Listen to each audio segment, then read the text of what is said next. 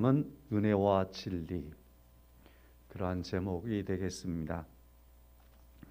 자, 아브라함이 가나안 땅 남부 지역 브엘세바 이곳에서 살았습니다. 그리고 그의 아들 이삭도 살았습니다. 창세기를 가만히 읽다 보면 아브라함이 가는 곳마다 우물을 팠어요.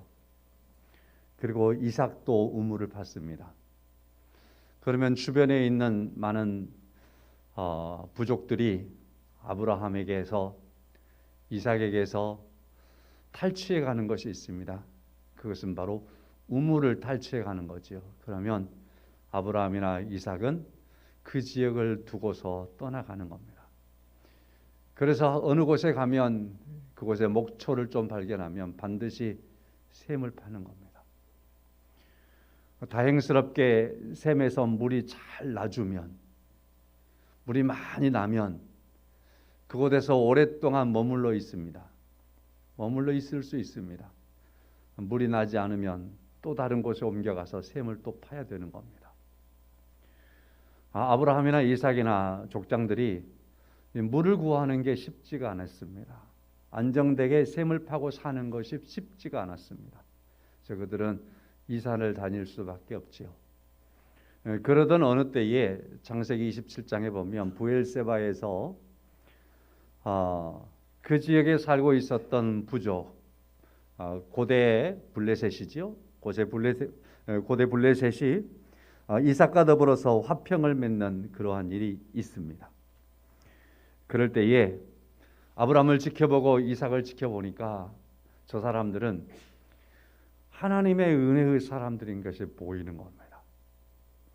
하나님의 사람들, 하나님께서 복 주고 은혜 베풀어서 하나님을 섬기는 그 뭔가 다른, 자신들과 다른, 그래서 손잡고 싶고 함께 동맹을 맺고 싶고 함께 이웃됐으면 좋겠고, 그만큼 이제 이삭과 아브라함의 삶 속에서 이 블레셋 사람들에게 아브라함과 그 이삭의 삶은 그들에게 많은 영적인 영향력을 미친 겁니다. 그들로 하여금 긍정적으로 받아들이고 곁에 두고 싶어하는 그런 사람이 된 거지요. 저는 간절한 소망 중에 하나가 오늘 우리 지역에 있는 교회, 우리 지역뿐만 아니라 이 세상에 있는 모든 교회들이 그 지역 사람들이 예의주시하고 바라보다가 어느 때인가 되면 한계선이 넘어서 야, 교회와 함께 했으면 좋겠다. 저 교회가 우리의 이웃이니 참 좋다. 저 교회는 우리 마을과 함께 가는 교회여야 되는데, 이러한 운동이 일어나고 이러한 상황들의 변천이 일어날 수 있기를 간절히 소망합니다. 그러나 세상 나라와 하나님의 나라는 항상 갈등 구조 속에 있기 때문에 쉽지는 않을 겁니다. 그럼에도 불구하고 우리는 아브라함의 삶이나 이삭의 삶들을 가만히 생각하면서 세상에 대하여 이처럼 큰 감동과 그리고 그들이 하나님을 만날 수 있는 그런 은혜의 통로의 역할을 우리가 감당해야 할 것입니다. 그래서 이제 블레셋 왕이 이삭에게 다가와서 이 문제를 좀 해결했으면 좋겠다 하면서 평화의 조약을 맺으려고 할 때에 이삭이 한마디를 합니다. 블레셋의 군대 장관이었던 아비멜렉에게 셈의 문제만은 해결하자. 우리 아버지가 팠던 셈, 내가 팠던 이 셈, 너희의 부하들이 와서 얼마나 많이 탈취해 갔느냐. 이 문제만을 해결하자. 더 이상 이 셈을 건들지 말아라. 그러니까 그들이 알겠습니다 하고서 이삭과 조약을 맺는 겁니다. 아브라함의 힘으로 다닐 때는 이 셈이 불안했습니다.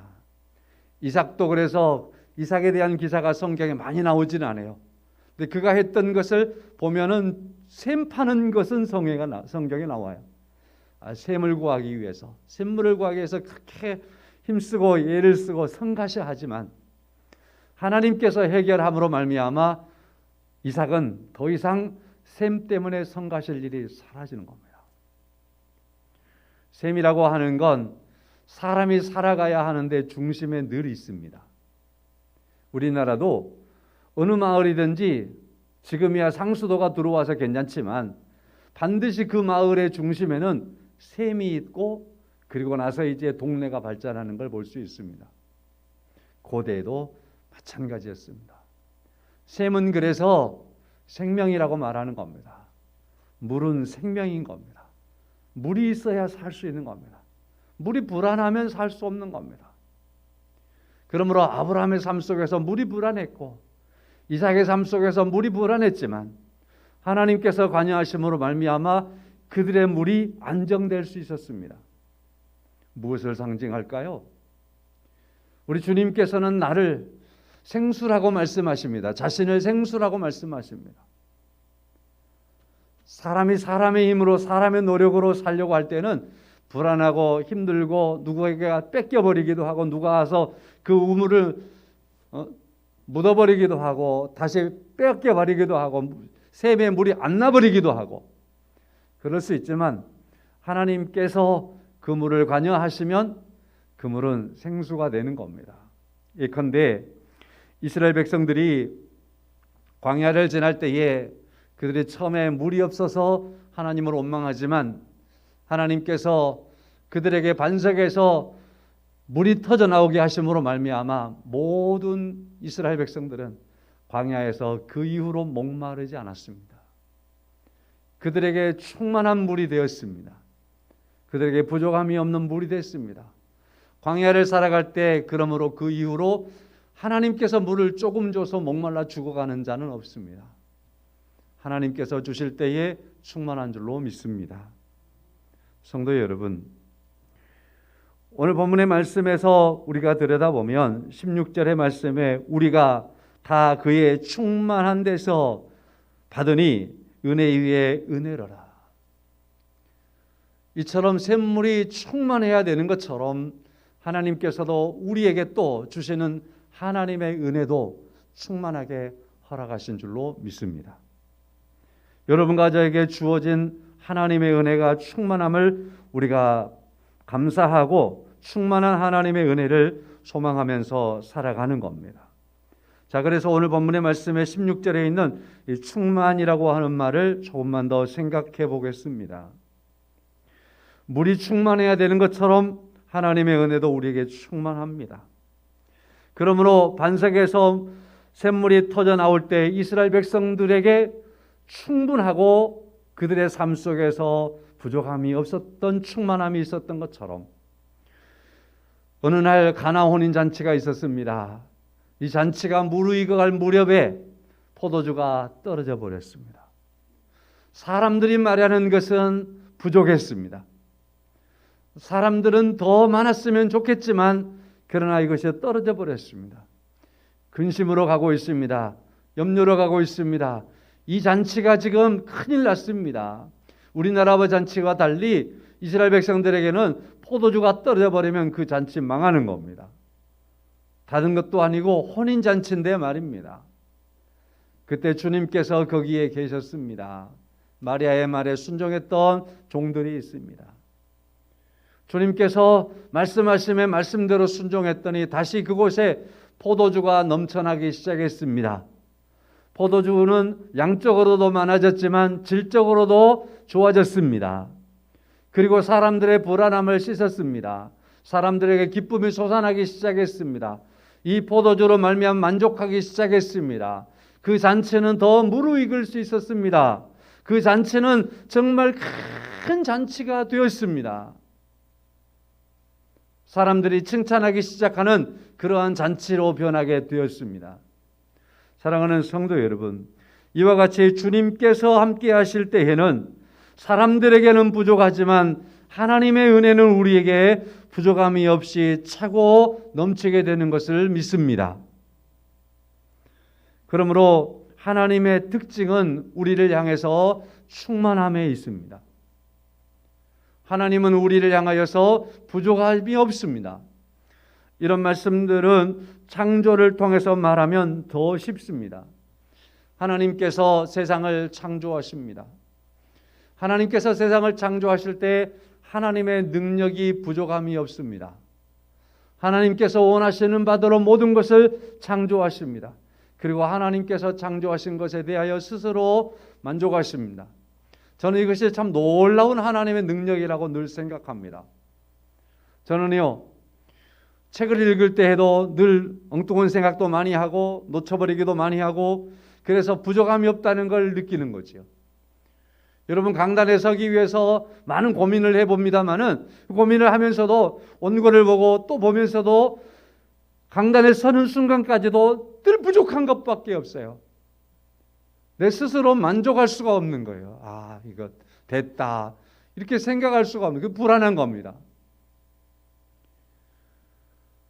이런 저의 모습이 어느 부분에서 잘못되었는지는 모르겠습니다만은 그러나 하나님을 보면 하나님께서는 아무것도 없는 것에서 하나님께서 하나님의 그 능력과 하나님의 지혜로우심으로 세상을 창조하실 때 그 창조하신 한마디 한마디 속에서 하나님은 하나님의 지혜에 대하여 만족하셨고 하나님께서 만드신 창조물들을 보실 때에 하나님의 기쁨에 만족하셨습니다.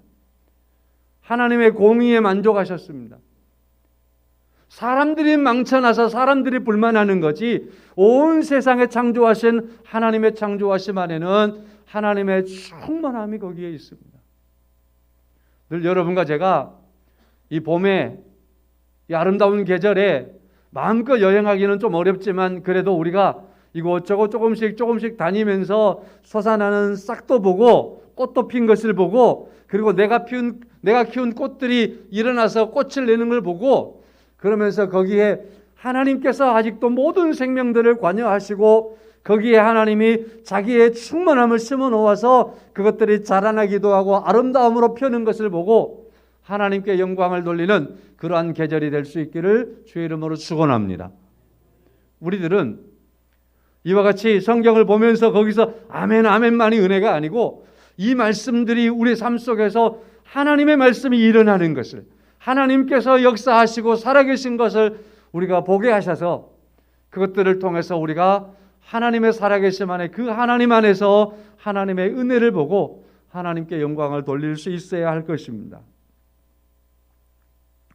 이런 하나님의 충만함에 대하여서 말씀을 드리면서 그러면 하나님께서는 이 하나님의 놀라운 일들을 어떻게 이루실까 하는 겁니다. 3절 말씀을 보면 만물이 그로 말미암아 지은 바 되었으니 지은 것이 하나도 그가 없이는 된 것이 없느니라 하였습니다. 우리가 하나님의 창조를 이해하면서 잘 아시겠지만은 그래도 늘 짚어서 다시 한번 새겨야 되는 게 이런 거죠. 저는 목사로서 이런 부분을 잘한다 생각하면서도 늘 새기면 감사하고 좋아요. 그게 뭐냐면 오늘 3절과 같은 말씀이에요. 하나님께서 모든 것을 다 창조하셨습니다. 이것을 말씀을 드리지만 그러나 하나님께서 창조하신 그것은 예수 안에서 이루어진 겁니다. 예수 안에서 하나님께서 이루신 겁니다. 하나도 예수님으로 말미암지 않고서는 된 것이 없습니다. 하나님은 예수 안에서 일하셨습니다. 하나님은 예수 안에서 자기의 은혜를 드러내셨습니다. 하나님은 예수 안에서 우리를 사랑했습니다. 하나님은 예수 안에서 여러분과 저를 향하여 은혜의 손을 펴시고 하나님의 은혜의 충만함을 우리에게 허락하여 주신 줄로 믿습니다. 오늘 1장 말씀을 쭉 읽어보면 하나님을 본 사람은 없어요. 구약에도 보면 하나님을 본 사람은 없어요. 그러나 하나님이 자기를 나타내셨어요. 그것은 바로 예수 그리스도를 통해서 자기를 나타내신 겁니다. 하나님께서 하신 일, 세상의 모든 만물을 지으신 것까지라도 하나님께서는 예수 그리스도로 말미암아 그 일들을 하셨습니다.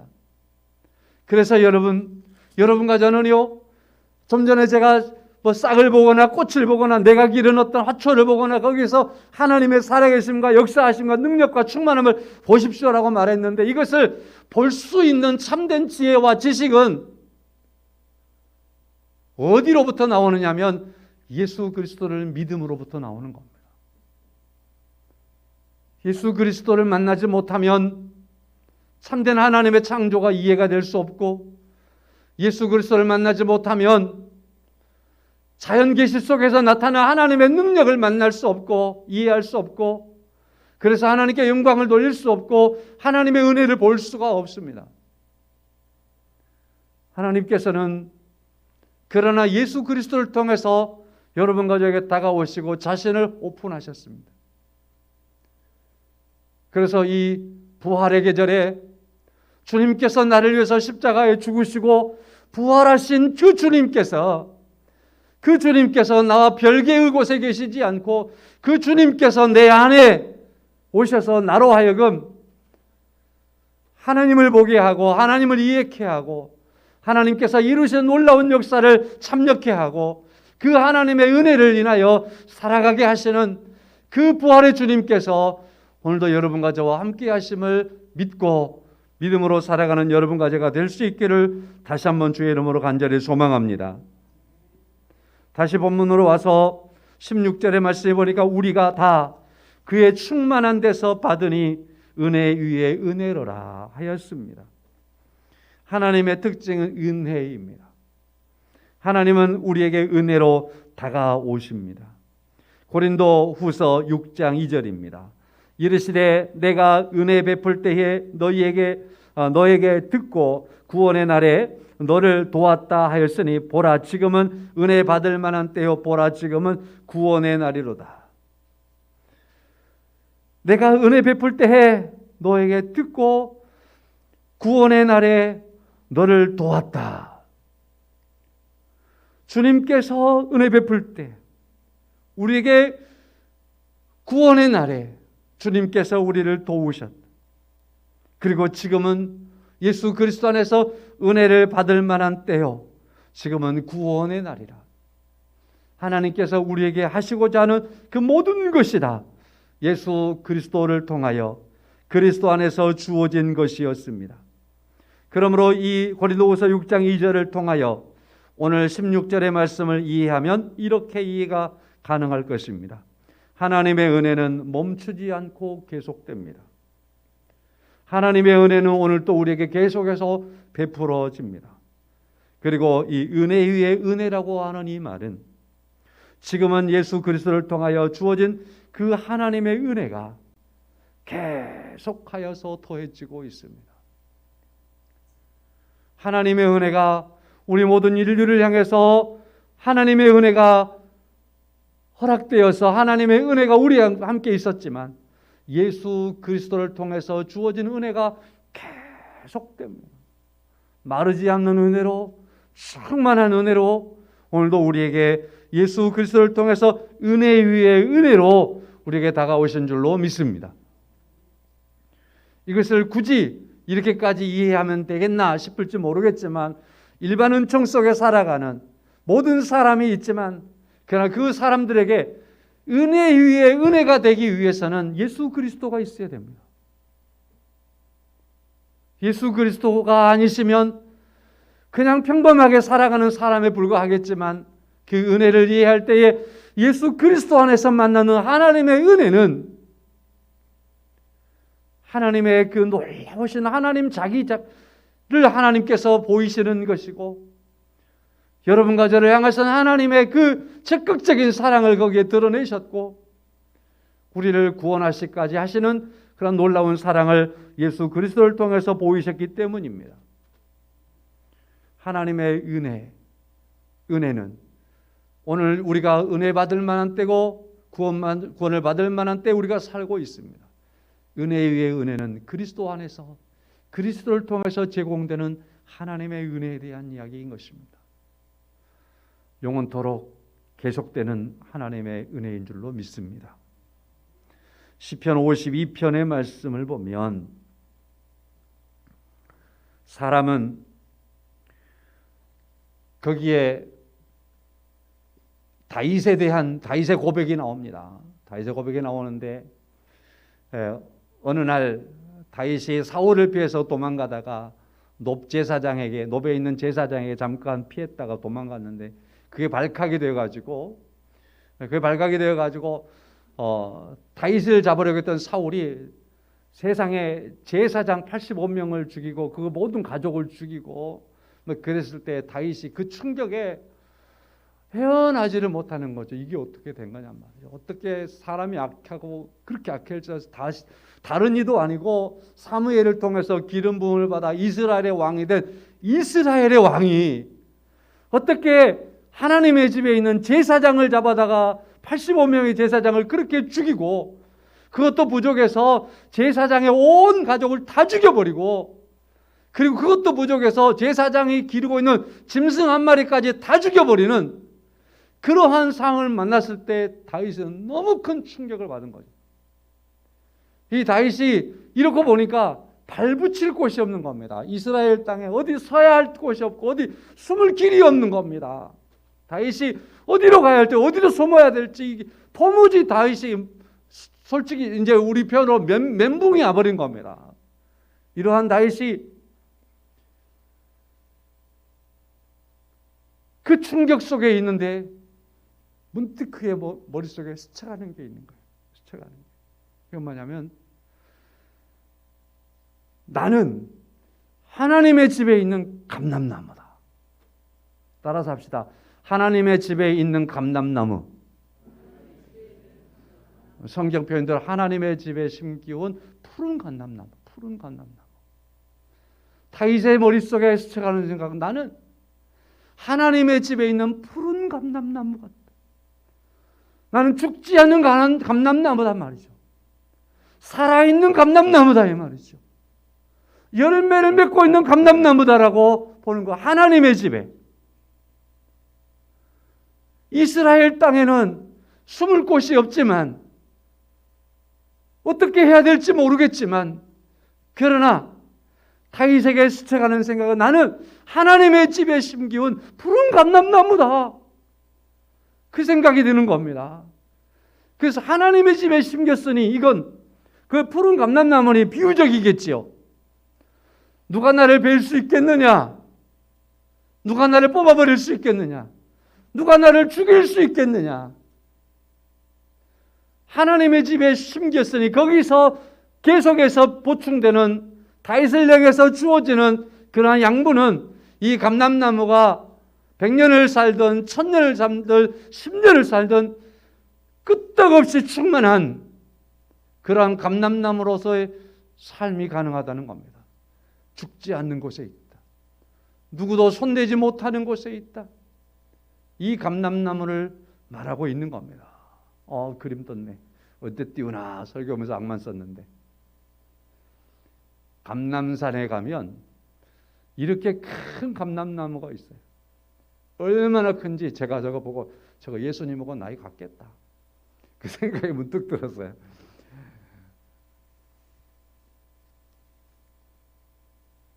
저 감람산에는요 바짝바짝 말라 있는데도 불구하고 저 나무가 저렇게 고목이 되도록까지 뿌리를 내렸을 때, 야, 참 그쵸?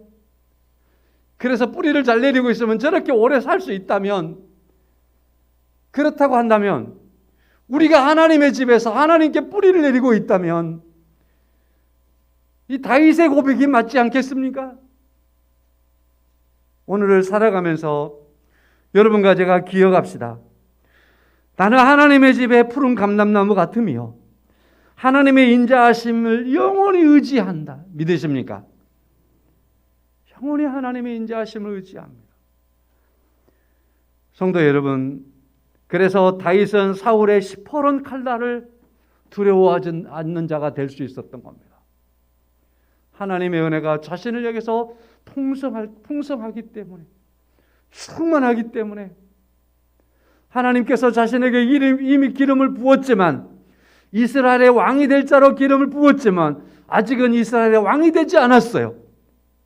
그렇지만 하나님의 약속 안에서 이 일을 하나님께서 이루시기 위해 풍성하신 하나님이 계시기 때문에 나는 하나님의 집에 뿌리를 내리고 있는, 거기에 심겨 있는 하나님의 집에 있는 감람나무다.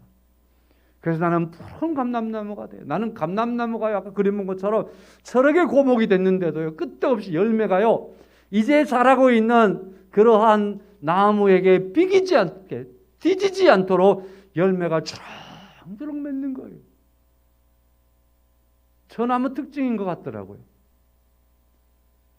우리에게 하나님께서 우리가 하나님에게 뿌리를 내리고 있으면 하나님께서 우리에게 베푸시는 은혜는 우리를 시들지 않게 합니다. 우리의 삶의 열매가 멈추지 않게 합니다. 그것은 하나님께서 우리에게 예수 그리스도 안에서 주어지신 하나님의 은혜인 줄로 믿습니다. 성도 여러분, 어디에 심기셨습니까? 우리가 하나님의 집에 심겼다라고 하는 것은 예수 그리스도 안에서 심겨질 수밖에 없는 겁니다. 예수 그리스도 안에서 나는 하나님의 집에 심기운 자라. 그러므로 푸른 감람나무처럼 청청하고 열매를 맺으며 살아갈 수 있는 하나님의 사람 된 삶들 우리가 살도록 하나님께서 오늘도 함께 하시는 줄로 믿습니다. 17절의 말씀을 보면 율법은 모세로 말미암아 주어진 것이요 은혜와 진리는 예수 그리스도로 말미암아 온 것이라 하였습니다. 하나님의 은혜는 예수 그리스도로 말미암아 우리에게 왔습니다. 우리에게 하나님께서 그래서 은혜를 주시기 위해서 우리에게 하나님께서 은혜를 그렇게 우리에게 허락하여 주시기 위해서 하나님 우리에게 은혜로 다가오시기 위해서 하나님께서는 그의 아들 독생자 예수 그리스도를 보내셔서 십자가에 죽게 하셨고 그리고 그가 십자가에서 죽으신 후에 다시 부활하게 하셨고 그 부활하신 주님께서 우리에게 다가오심으로 말미암아 우리가 그 부활의 신앙을 가지고 삶으로 말미암아 우리는 예수 안에서 구원받은 하나님의 백성이요 우리는 예수 안에서 선민된 자요 우리는 예수 안에서 살아가는 하나님의 백성된 그러한 삶의 은혜를 입었으니 우리에게 은혜와 진리는 예수 그리스도로 말미암은 것입니다. 믿으십니까? 그래서 오늘 말씀을 보는 겁니다. 율법은 모세를 통하여 그랬습니다. 은혜는 예수님을 통하여. 율법은 로마서 3장 20절의 말씀을 보면 정의를 간단하게 잘해주고 있습니다. 그러므로 율법의 행위로 그의 앞에 의롭다 하심을 얻을 육체가 없나니 율법으로는 죄를 깨달음이니라 말씀하고 있습니다. 율법의 행위로는 의롭다함을 얻을 수 없습니다. 율법은 우리에게 계속해서 율법의 특징이 뭐냐면요, 하라, 이것도 하라, 이것도 하라, 이것도 하라는 명령으로 계속 주어지는 거예요. 아니면은 하지 말아라, 하지 말아라. 그래서 율법은 두 가지예요. 하라는 것과 하지 말라는 것이죠. 명령이에요. 그래서 율법의 행위가 나오는 거예요. 율법의 행위가. 그래서 이거 해라, 하지 말아라. 너 이거 했냐? 안 했냐? 그러니까 하라, 하지 말라고 할 때도 율법적인 지시가 되고 이거 했냐? 이거 안 했냐라고 계속해서 지적하는 것도 율법적인 의식에서 나오는 모습이라고 할 것입니다. 이것이 바로 율법의 특징인데 중요한 것은 아무리 이것을 하라 해서 하고 하지 말라 해서 하지 않는다 할지라도 문제는 뭐냐면 그 율법으로 말미암아서는 따라서 합시다. 의롭다함을 얻을 육체가 없다. 네, 오늘은 교리적인 공부 좀 합시다. 의롭다함을 얻을 육체가 없습니다. 이 땅에 뭘 하고 뭘 하지 않으므로 율법의 행위를 통해서 의롭다함을 얻을 수 있는 사람은 아무도 없습니다. 그래서 모든 사람이 죄를 범하였나니 그 말에 딱 들어가는 겁니다. 하나님의 영광에 이를 수도 없다라는 말에 딱 걸리는 겁니다. 그리고 모든 사람이 죄를 범하였음에 죄의 삭은 사망이라 모두가 다 사망에 이를 수밖에 없다. 히브리서 9장의 말씀처럼 곧 그러므로 사람에게 한 번 죽는 것은 정한 것이니 하는 말씀처럼 다 죽음을 향해서 갈 수밖에 없는, 그래서 율법의 행위로는 의롭다함을 얻을 만한 육체가 없습니다. 그러면 무엇으로 의롭다함을 받느냐라고 하는 것이죠. 우리가 잘 아는 바와 같이 로마서 3장을 한번 꼭 보시기를 바라면서 예수 그리스도를 믿음으로 말미암아 의롭다함을 얻게 되는 줄로 믿습니다. 그렇습니다. 이것이 바로 오늘 우리가 가지고 있는 믿음입니다. 율법의 한계는 이처럼 우리를 의롭게 할 수 없다라는 것입니다. 그래서 은혜와 진리는 예수 그리스도로 말미암는다라고 하는 소중한 말씀을 우리가 기억하면서 오늘 또 우리에게 주어진 하나님의 은혜를 통해 우리가 의롭다 하심을 얻는 건 그리스도를 통해서 그리스도로 말미암아 주어지는 것이라는 사실을 기억하고 우리가 하나님의 자녀요 하나님의 백성된 삶들을 여러분과 제가 오늘 또 살아가야 하겠습니다. 자, 그래서 우리가 보건대 그럼에도 불구하고 우리는 늘 이걸 해야지, 이거 해야지, 이거 안 해야지, 이거 안 해야지, 이게 하나님의 명령이니까, 하나님의 뜻이니까 거기에 쫓아가려고 하는 우리의 모습들이 많습니다. 오늘 주일인데 교회 가야지, 성경에서 교회 가라고 해서 목사님이 교회 가라고 했으니까 교회 와야지, 이런 식으로 나오는 게 율법적인 의식이라고도 말할 수 있을 겁니다. 나는 여러분과 우리 모두가 다 율법적인 의식보다도 예수 그리스도 안에 있는 은혜의 차원으로 설 수 있기를 간절히 소망합니다. 그러면 은혜의 차원은 뭐냐? 율법은 그래서 어쩌면 하라, 하지 말라 하는 그러한 것을 따라서 수동적인 모습으로 나타날 수도 있습니다. 그렇지만 은혜의 모습은 뭐냐면 은혜도 기도하라, 감사하라, 주일 성수하라는 것은 동일합니다. 그렇지만은 그것이 명령에 따라서 명령에 끌려가서 나오는 모습이 아니고 은혜는 나를 위해서 십자가에 죽으신 주님께서 내 모든 죄를 사하셨고 그가 부활하심으로 말미암아 내가 예수 안에서 산 자가 되었으니 하나님의 백성이요 영원한 하나님의 나라에 이르게 되는 하나님의 사람이 되었으니 그 복음이 나의 삶의 양식이 되어서 이제는 나를 억지로 끌어가는 말씀이 아니고 이 말씀이 내게 꿀과 같이 달고 이 말씀이 나의 생명처럼 여겨지는 말씀이 되어서 이 말씀이 나의 살과 혼과 영혼을 쪼개고 찔러서 나를 변화시켰기 때문에 이제는 기도하십시오, 기도하십시오가 끌려가는 기도가 아니고 내 안에서 기도함을 위한 나의 마음이 일어나고 나의 삶이 이루어지고 기도하고 싶어하는 그런 모습 속에서 하나님 앞에 있는 것이 좋아. 그래서 하나님을 부르며 기도하는 그러한 사람으로 나가는 이것이 바로 하나님의 그리스도 안에서 주어진 충만한 은혜 가운데 우리에게 주어진 삶의 모습인 줄로 믿습니다. 이것을 여러모로 적용하는 거지요. 주일 성수도 마찬가지입니다. 헌금의 생활도 마찬가지입니다. 재미난 것은요, 비대면 예배를 드리니까 어느 교회들은 헌금이 늘어버렸대요. 우리 교회는 는 것 같지는 않은데 헌금이 늘었대요. 왜냐하면 비대면 예배하다 보니까 온라인으로 헌금은 온라인으로 하시도록 이렇게 화면으로 뚝 떼어놓으니까 평상시에 5,000원 헌금했던 사람이 체면상 5,000원 못하고 10,000원 했다는 거예요. 그러다 보니까 이게 헌금이 늘어버린 교회가 많대요. 그래서 그런 교회는 주로 젊은 사람이 많은 교회라네요. 여러분, 우리가 그렇게 체면 때문에 하는 신앙생활이 아니고 기도생활이 아니고 누구의 눈 때문에 하는 그런 모습이 아니고 우리의 믿음의 삶의 모습들은 예수님께서 내 안에 계심으로 하나님의 은혜가 예수 그리스도 안에서 내게 은혜와 진리가 내게 충만함으로 말미암아서 내가 하나님의 집에 심기운 자인 것을 알고 그 생명이 넘쳐나는 그러한 모습이 내 안에서 하지 말아야 될 것에 대해서는 하지 말라고 하는 명령 때문에 안 하는 게 아니라 예수 그리스도가 내 안에 충만하여 내 인격이 되어서 나를 절제하는 겁니다. 나를 붙들어서 나를 절제하는 겁니다. 그러므로 이 부활절이 지난 시점에 제가 말씀을 드리는 건 이런 거예요. 초점이 이겁니다.